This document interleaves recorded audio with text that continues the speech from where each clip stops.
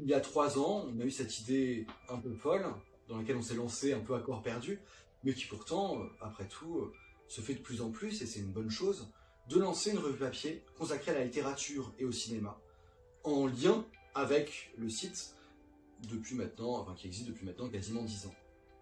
En fait, l'idée de cette revue papier-là, c'est de s'articuler autour d'un thème, et à chaque fois de réfléchir à la façon dont le cinéma ou la littérature pense cette question-là. Le premier numéro, on l'a consacré à la crise sociale. En fait, c'était le moment où il y a eu le mouvement des Gilets jaunes, et on s'était dit que c'était peut-être important de voir comment la littérature ou le cinéma va penser la crise, et va permettre peut-être d'apporter ou d'esquisser des réponses.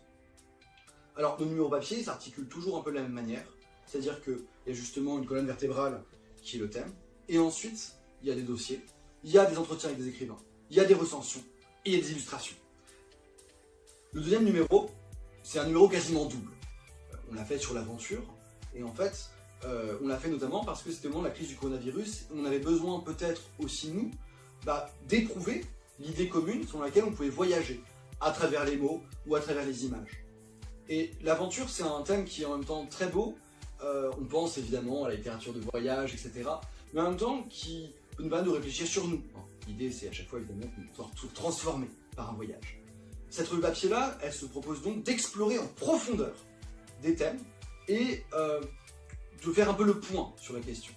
L'idée également de la revue papier, c'est évidemment un côté esthétique. C'est faire un bel objet, un objet qui puisse trouver une place dans vos bibliothèques.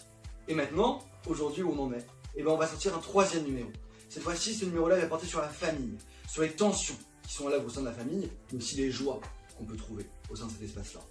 Et je vous encourage donc vivement à suivre le projet, à précommander éventuellement votre exemplaire sur le site ou via notre compagnie Ulule.